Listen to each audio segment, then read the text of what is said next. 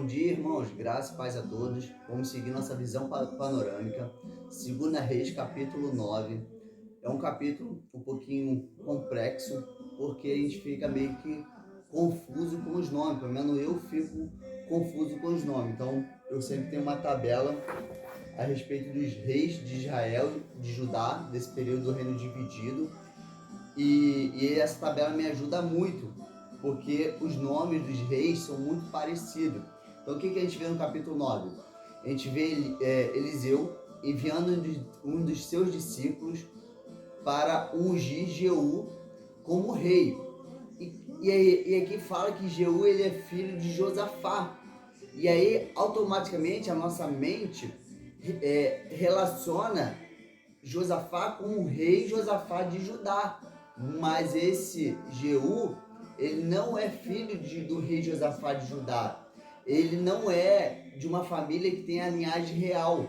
Ele é um capitão honrado pelos seus soldados, porque quando o servo de Eliseu unge ele como rei e ele dá esse relato para os homens, para os seus soldados, todos os homens se alegram com essa notícia, porque Jeú era um homem de guerra, era um homem honrado, um homem que agradava o coração dos homens que fosse rei, porque os homens queriam seguir um homem de coragem, um homem valente, né? Porque ninguém vai querer seguir um banana, vai querer seguir um valente, um homem guerreiro. E Jeú era dessa forma.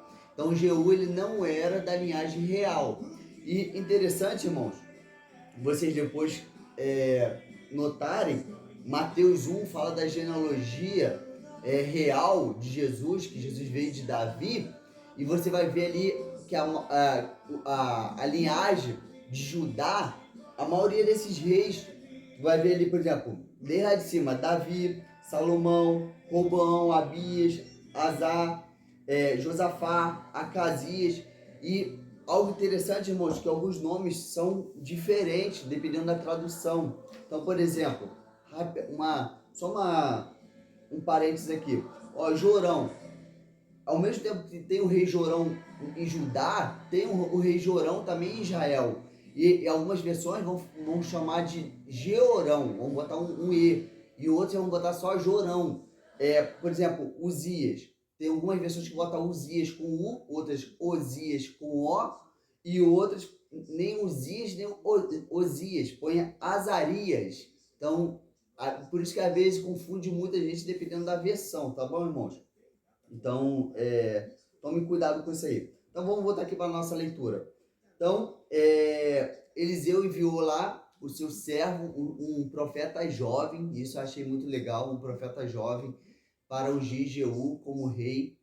E Jeú era então esse homem valente, esse capitão. Ele foi honrado pelos seus soldados que anunciaram, tocaram trombeta, anunciaram ele como rei.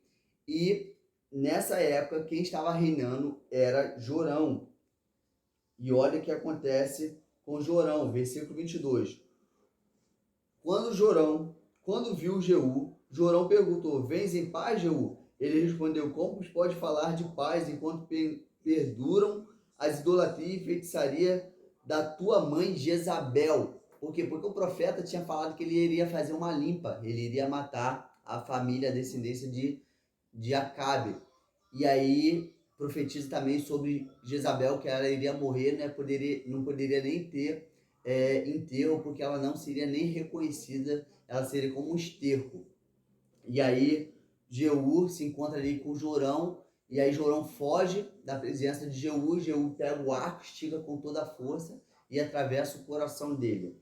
E aí Acasias, também rei, foge e também é perseguido e é morto. E por último nós vemos a morte de Jezabel. Jeú vai até a casa de Jezabel, ela está no alto da sua casa, e ele fala para os homens quem está com ele, que jogasse Jezabel lá de cima. Ela é jogada, e depois o carro de Jeú passa por cima dela, a ponto que ela fica dessa forma. Versículo 35. Eles foram sepultá-la, mas só encontraram o crânio, os pés e as mãos. Desapareceu ali o corpo, virou realmente esterco ali para os animais, comida para os animais. Então voltaram e contaram a Jeú, e ele disse esta palavra que o Senhor falou por meio de Elias, o tesbita, seu servo: no campo de Jezreel, os cães comerão a carne de Jezabel, e os cadáveres serão como esterco sobre o campo, em uma propriedade em Jezreel, de modo que não se poderá dizer: esta é Jezabel. Então, o Elias tinha profetizado que os animais iriam comer ela, iriam pisar nela como esterco, e assim aconteceu. Então é isso, irmãos, a nossa visão panorâmica daqui do capítulo 9. Eu notei aqui Jorão, tá? Se vocês forem perceber, como falei, existe um Jorão na linhagem de Judá e existe o Jorão da linhagem do rei de Israel. E esse Jorão, ele foi ferido ali, ficou ferido numa guerra que ele teve com a Síria, e depois que ele teve esse ferimento, Jeú o matou, tá bom, irmãos? E é isso então, irmãos. Graça e paz a todos. Tamo junto. Até a próxima.